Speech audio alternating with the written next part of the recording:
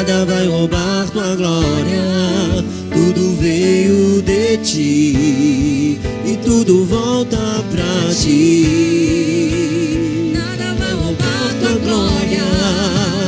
Nada vai roubar tua glória. Tudo veio de ti e tudo volta pra ti. Nada vai roubar tua glória. Nada vai roubar tua glória. Tudo veio de ti e tudo volta pra ti.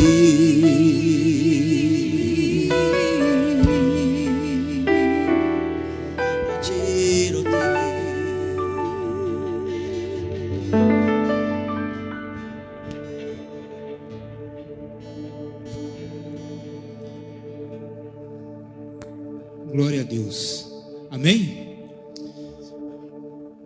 Hoje nós vamos falar sobre algo que complementa, não que anula, mas que complementa a mensagem do pastor Evaldo. Ele falou sobre a raiz de amargura.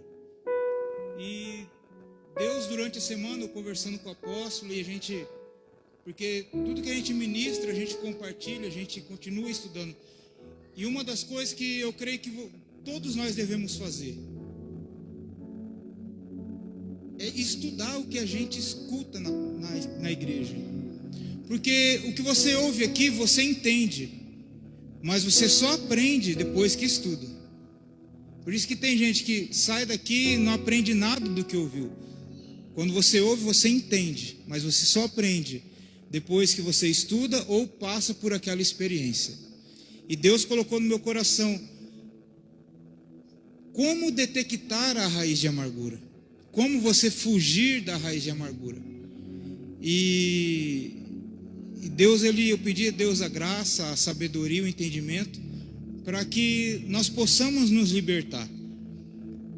E quando João Pedro ele ministrou aqui algo, e eu já tinha algum tempo conversado com o apóstolo lá em casa, uma vez que foi o apóstolo e a pastora, eu falei assim, a gente estava falando sobre avivamento na igreja, e eu falei assim, apóstolo, o avivamento só vai chegar na igreja, só vai chegar até as nossas vidas, quando as pessoas estiverem com as suas feridas saradas, porque o avivamento é um poder que Deus nos dá, e Deus jamais vai dar um poder para pessoas feridas, pessoas ressentidas, pessoas machucadas. E o João Pedro ele confirmou aqui naquele dia. E eu creio que Deus tem dado graça, sabedoria através dessa série para que nós possamos nos libertar de muita coisa, para que o avivamento chegue até as nossas vidas. Amém? Quem crê nisso? O avivamento é um poder. O avivamento não é um estado, uma euforia. O avivamento não é uma canção que você pula, não é uma mensagem que faz você saltar da cadeira. O avivamento é algo que vem de Deus, ele passa por você e você alcança outras pessoas. Isso é avivamento. Avivamento é você trazer vida aquilo que está morto. Então Deus ele quer te usar para você levar vida a outras pessoas que estão mortas. Porque qual é a finalidade de Deus? Ele apenas uma música, apenas um culto, apenas um momento. Avivamento não é um sentimento, não é um estado de espírito. Você sentiu arrepio durante uma canção, não faz uma pessoa cristão. É de Deus, ele sentiu um arrepio naquela música, não, você é de Deus, não. O que te faz ser de Deus é praticar a palavra de Deus. Porque você pode pegar o ministério de louvor, colocar dentro da cadeia, eles tocar as canções lá. Muitos vão chorar, muitos vão se arrepiar, mas não vão fazer deles uma pessoa de Deus. E às vezes a pessoa acha que avivamento é isso. Não que você não possa se emocionar, não que você não possa se arrepiar. Não estou falando isso. Mas que nos faz pessoas de Deus, pessoas avivadas no reino de Deus, é fazer a vontade dele. Amém? Estou sozinho nesse culto, sim ou não? Estou sozinho aqui? Amém. Então eu quero que você viaje comigo nessa ministração, que você anote aquilo que você achar interessante, que você achar necessário para a sua vida. Eu gostaria que você abrisse a sua Bíblia no livro de Atos dos Apóstolos, no capítulo 8, a partir do versículo 20. Atos 8, versículo 20.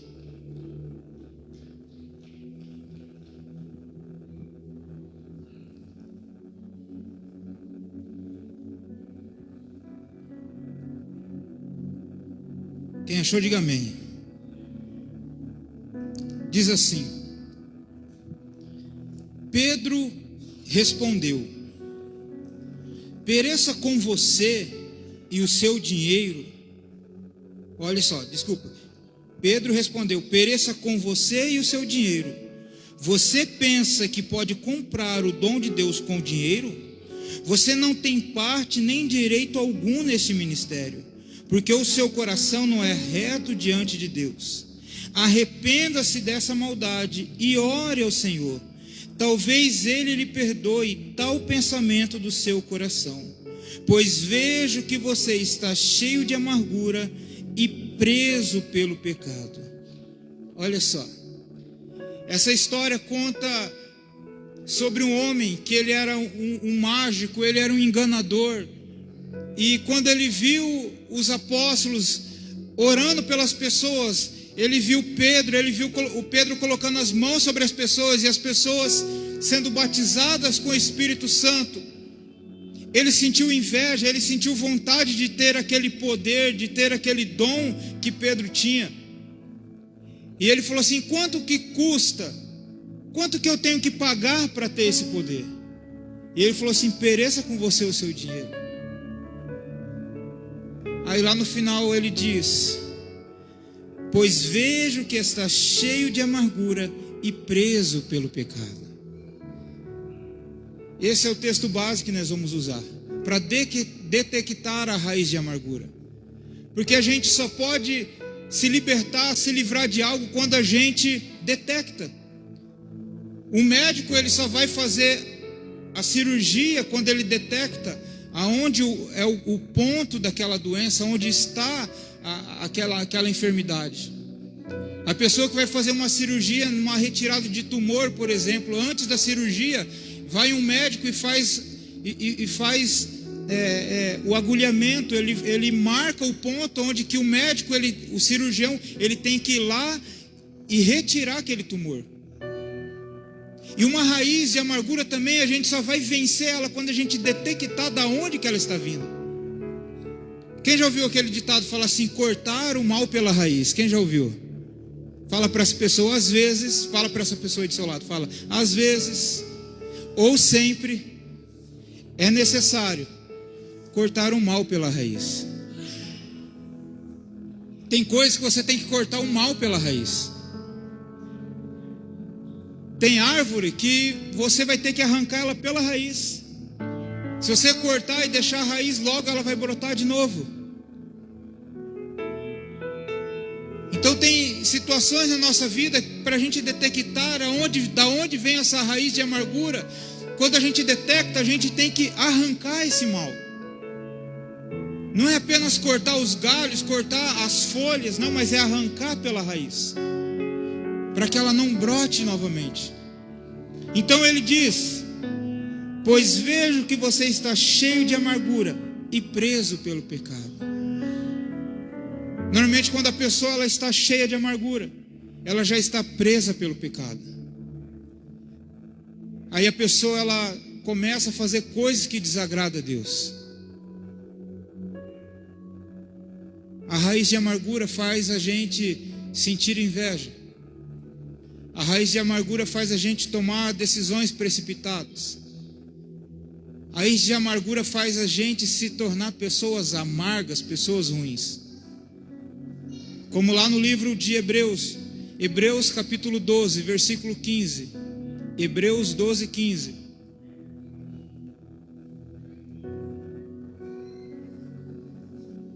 Hebreus 12, 15. Diz assim: cuidem que ninguém se exclua da graça de Deus, que nenhuma raiz de amargura brote e cause perturbação, contaminando. Fala comigo aí, a última palavra, contaminando o quê? Mais uma vez, contaminando o quê? Muitos. Veja só o que a raiz de amargura ela faz. Ela brota, e depois que ela brota, ela começa a causar perturbação na vida da pessoa. A pessoa que ela está, ela tem uma raiz de amargura, é uma pessoa que tem essa amargura dentro dela. Ela é uma pessoa perturbada no espírito. Ela não tem paz, ela vive angustiada, ela vive de uma maneira a qual ela contamina outras pessoas. Por isso que ele diz assim, contaminando muitos. E uma maneira da gente detectar se somos nós ou alguém à nossa volta que tem essa raiz de amargura é saber se ela está querendo te contaminar ou não. Eu fiz a anotação sobre o que é a raiz de amargura. Ela refere-se à pessoa que propaga dúvida e deslealdade com respeito ao Senhor entre o povo da aliança. Então a pessoa que é cheia de raiz de amargura, ela gosta de causar dúvida. Ela gosta de pegar e semear dúvida no seu pensamento. Vocês ouvem uma palavra aqui e ela vai falar totalmente o contrário lá fora. Às vezes é a pessoa que está dentro da igreja. Ela gosta de semear dúvida. Ela gosta de semear deslealdade. A deslealdade contra o ministério, deslealdade contra o apóstolo, deslealdade contra o cônjuge. Você já viu aquela pessoa que ela casou 1, 2, 3, 4, igual a Gretchen, já casou 1000 vezes. Não é assim? Às vezes é amargurada, é ressentida, ela fala assim. Aí algum amigo vai casar e fala assim, isso aí não dá certo, larga a mão. É uma pessoa cheia de ódio, de rancor. Ela nunca vai dar certo para alguém porque não deu certo para ela. Uma pessoa cheia de amargura no seu espírito, ela vai contaminando outras pessoas.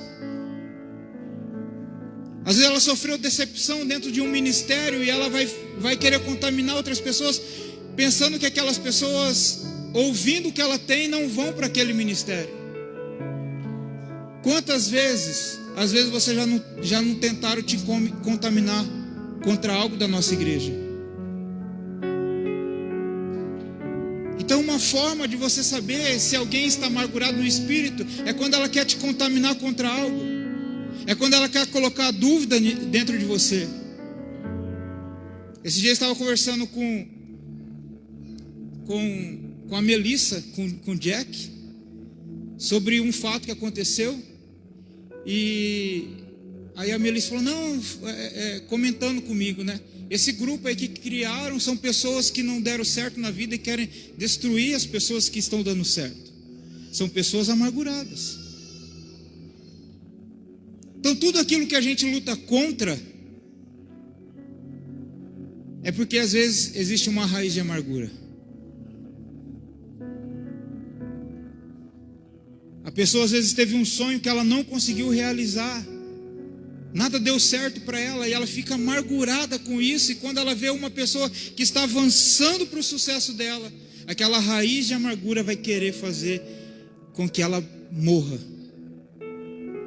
Ela quer contaminar de todas as maneiras, ela quer colocar dúvida. E uma das maneiras mais fáceis de você matar uma pessoa, sabe qual que é? A dúvida. Sabe por que muita gente morre atropelada? Alguém sabe dizer? É por causa da dúvida.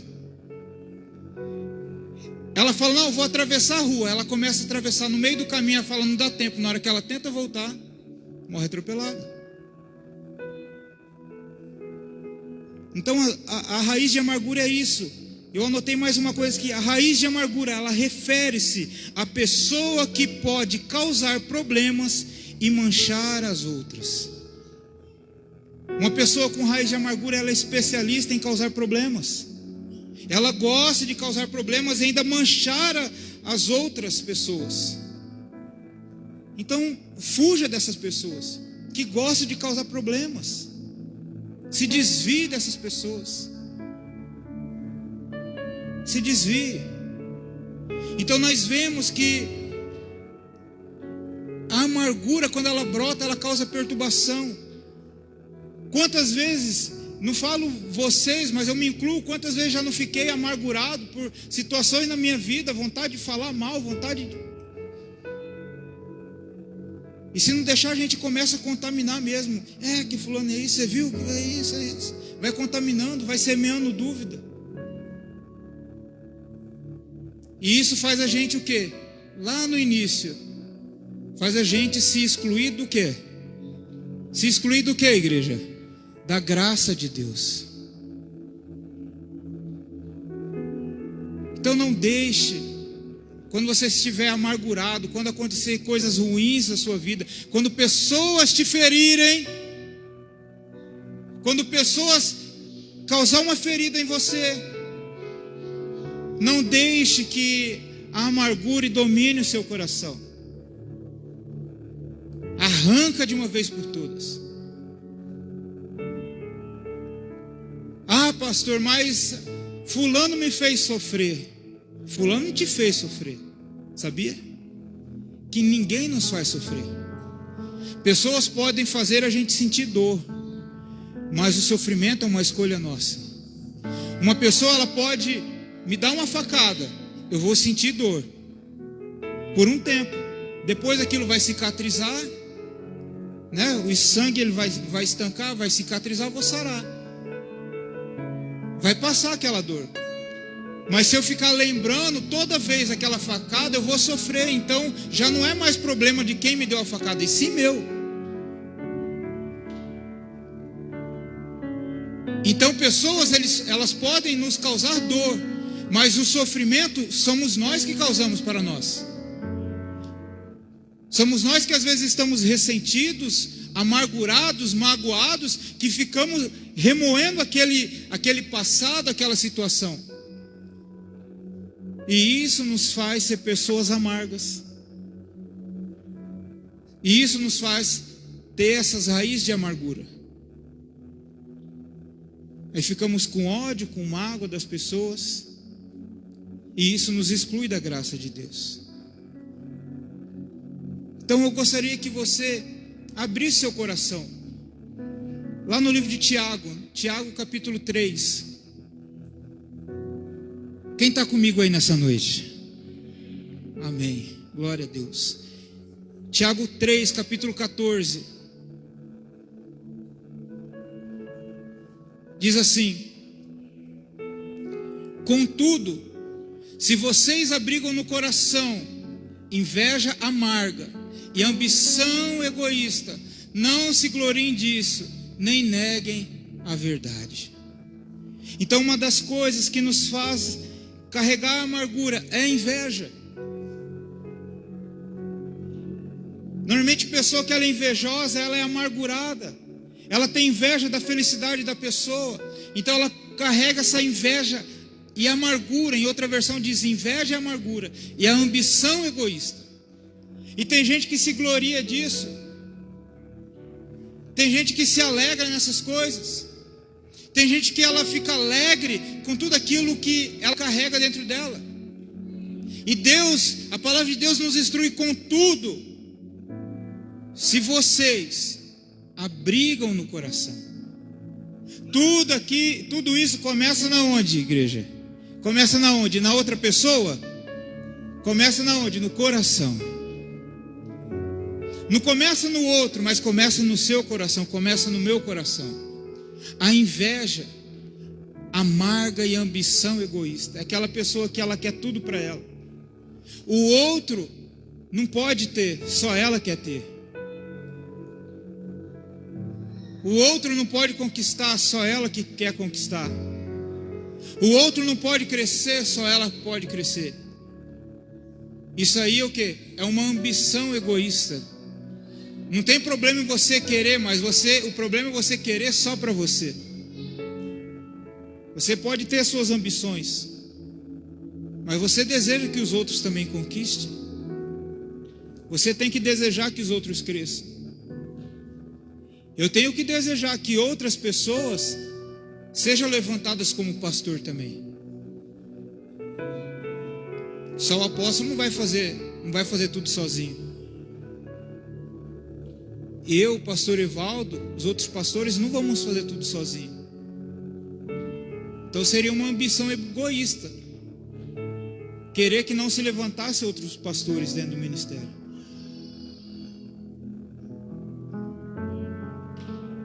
Então isso já é uma raiz, já é um indício que a pessoa ela está amargurada no seu espírito. No livro de Atos, capítulo 17. Atos 17, versículo 4. Diz assim: alguns dos judeus foram persuadidos e se uniram a Paulo e Silas, bem como muitos gregos tementes a Deus, e não poucas mulheres de alta posição. Versículo 5. Mas os judeus ficaram com inveja, reuniram alguns homens perversos dentre os desocupados, olha só, e com a multidão iniciaram um tumulto na cidade. Invadiram a casa de Jasão em busca de Paulo e Silas, a fim de trazê-los para o meio da multidão. Então você vê que o invejoso, o amargurado, ele vê o sucesso da outra pessoa, e ele se une com pessoas o quê? Desocupadas. Ei, quando você dá ouvido para pessoas amarguradas, você começa a se associar com essas pessoas. A Bíblia diz que você é um desocupado, que nós somos um desocupado, não temos o que fazer. Então se uniram a esses homens com inveja, se uniram a outros homens desocupados, querendo pegar Paulo e Silas para destruir. Então quando a gente pensa em destruir e acabar com outra pessoa, isso é uma inveja, isso aí já é uma raiz de amargura. Quando a gente quer ver o fim da outra pessoa, quer ver o outro exemplo, quem lembra da história de Caim e Abel? O primeiro homicídio da Bíblia começou por causa do quê? De ciúme, de inveja. O ciúme e a inveja é praticamente a mesma coisa. Caim, ele viu que Deus aceitou a oferta e o coração de Abel. Isso lhe gerou um ciúme, a ponto da raiz de amargura brotar, ele lá e matar Abel. A pessoa que ela tem essa raiz de amargura, ela vai tentar te matar de todas as maneiras. Ela vai tentar matar os seus sonhos. Ela vai tentar matar o seu crescimento. E se está na Bíblia é porque é verdade. Tem pessoas que têm ciúme do seu relacionamento com Deus. Tem pessoas que têm ciúme da sua intimidade com Deus, do seu crescimento no reino.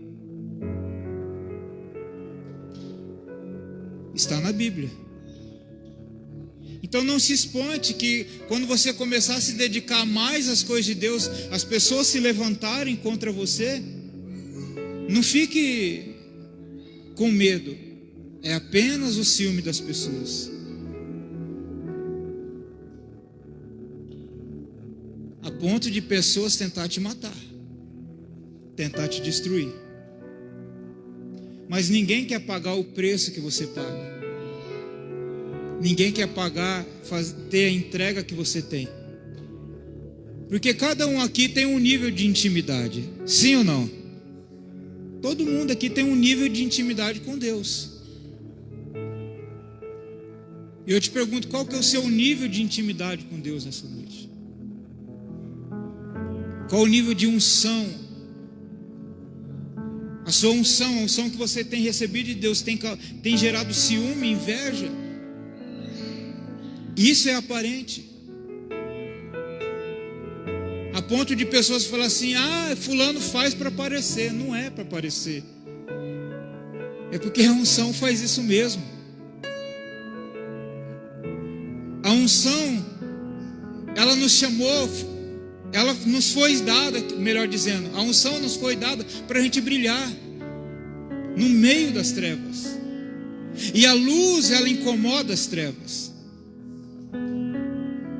Então pessoas vão se levantar porque a sua luz está incomodando. Então nós queremos e temos que ser a luz na vida das pessoas. Outra referência de pessoas invejosas e ciumentas foram os irmãos de José. Os irmãos de José tinham ciúmes do relacionamento de José com seu pai Jacó.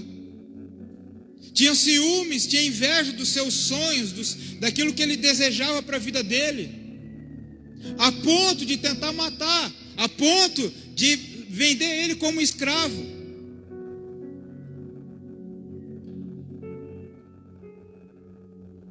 E foi como o pastor Paulo disse aqui: vem os problemas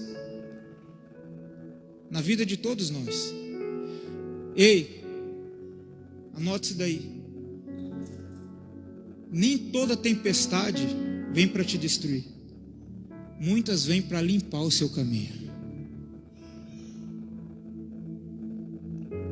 Nem toda tempestade ela vem para te destruir.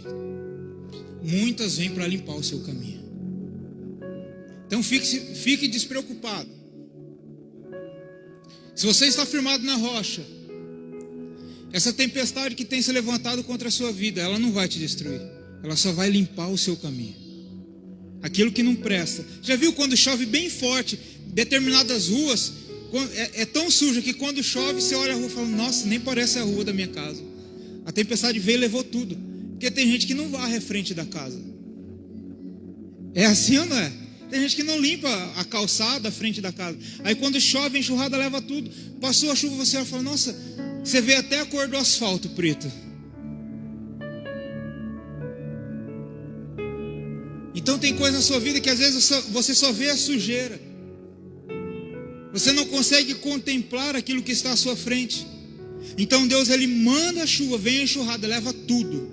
E você abre os seus olhos, você contempla o que Deus tem para você. Então tem enxurradas que vêm para tirar pessoas da nossa vida, limpar os nossos caminhos.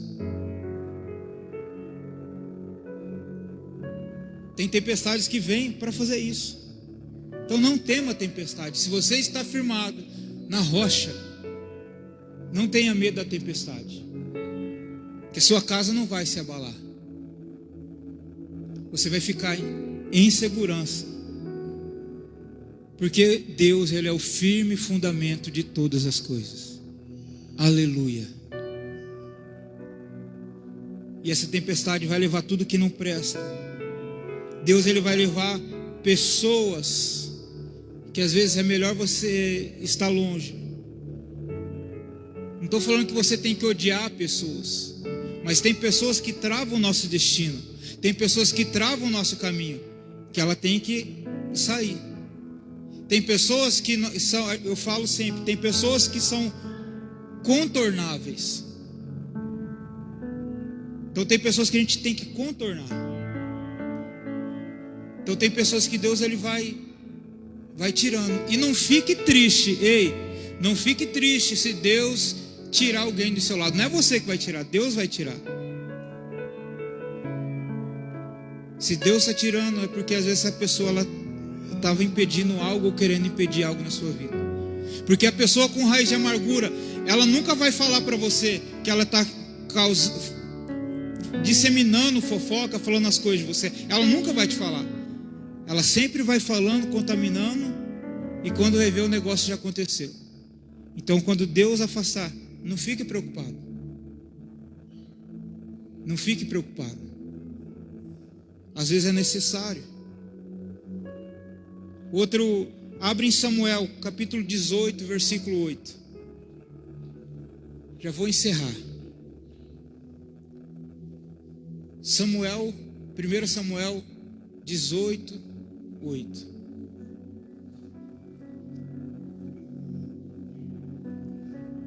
Olha só.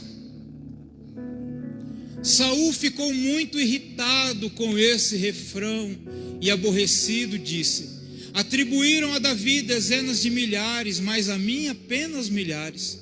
O que mais lhe falta senão o reino? 9. Versículo 9. Daí em diante, Saul olhava com inveja para Davi. Você vê, se você lê a história, o contexto, você vê que a partir daquele momento Saul começou a perseguir Davi.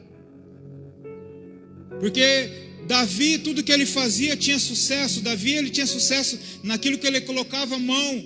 E quando Davi ele entrava na cidade, as pessoas ovacionavam Davi. E quando Saul, que era o rei, ele olhou aquilo lá, ele falou: todo mundo gosta desse homem, todo mundo gosta desse cara. O que falta para ele agora? Só falta o reino. Mal ele sabia que Davi já era o rei de Israel. Mal ele sabia que Davi já era o rei. Deus já tinha ungido ele. Sabe outra coisa que eu aprendo? Saiba o tempo certo para você tomar posse daquilo que Deus já te deu. Porque Davi, ele poderia encher o seu coração de orgulho, de vaidade, e ir lá falar: se Deus já me ungiu, eu vou matar Saul, vou tomar o reino. Ele poderia muito bem fazer isso ou não? O coração dele poderia se encher disso daí, de vaidade. Mas ele soube esperar o tempo. Ele falou assim: não é o tempo. Quando Saul morrer, eu vou ser o rei. Ei, ele creu na promessa e soube esperar pela promessa. Às vezes nós quebramos a cara na vida porque nós recebemos uma palavra, recebemos uma promessa e queremos antecipar antes do tempo determinado por Deus. E por que Davi ele teve que esperar todo esse tempo? Porque ele estava sendo preparado para aquilo que Deus tinha na vida dele. E às vezes a promessa demora para chegar na minha e na sua vida. Sabe por quê? Porque Deus está nos preparando para tomar conta daquilo que há de fazer na nossa vida. Deus tem entregado coisas grandiosas na mão de cada uma de nós aqui. Tem algo grande chegando para a sua vida. Não queira antecipar o processo.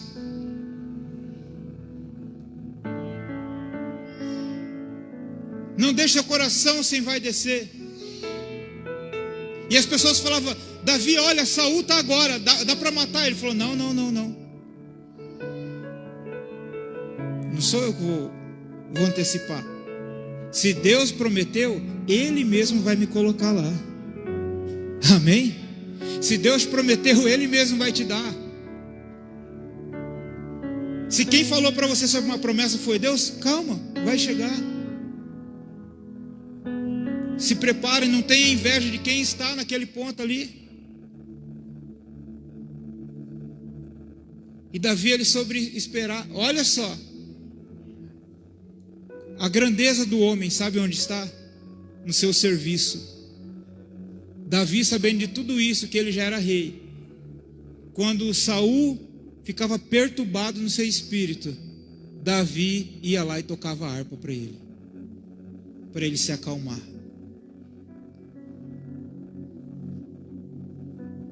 Às vezes é aquela pessoa que não que você seja inimigo dela, mas ela se faz sua inimiga, seu inimigo. Essa pessoa que você tem que ajudar e mostrar a grandeza de Deus no seu coração. É onde Deus ele fala assim: essa pessoa é segundo o meu coração. Porque Davi poderia muito bem falar assim: eu vou lá tirar o demônio desse homem? Jamais esse homem quer me matar. Que ele fica com os demônios dele para lá. Não quero esse problema para mim não. Mas ele ia lá e fazia. Ele ia lá e fazia. Até que chegou a hora dele. E a unção, presta atenção, a unção, ela pode fazer bem para uns, mas mal para outros. A unção fez bem para Davi. Mas a unção fez mal para Saul. Que nós não sejamos como Saul. Que se nós recebemos a unção, não falo só unção de ministério, mas quando recebemos uma bênção, não sejamos como Saul. Saul, quando ele recebeu a unção de rei, o coração dele se encheu de vaidade. Ele parou de ouvir a Deus.